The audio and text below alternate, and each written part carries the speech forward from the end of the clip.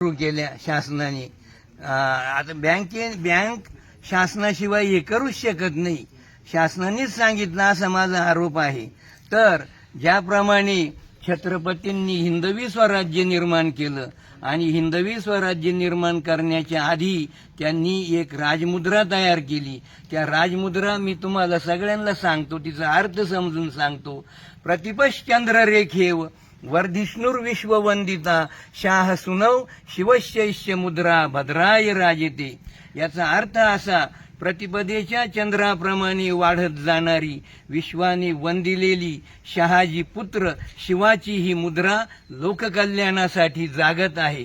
त्यांनी ही मुद्रा, राजांनी ही मुद्रा, छत्रपतींनी ही मुद्रा लोककल्याणासाठी तयार केली। पण आमचे राजे काय आता लोककल्याण करतात की काय आम्हाला काही कळतच नाही। त्यांनी निवडणुकीच्या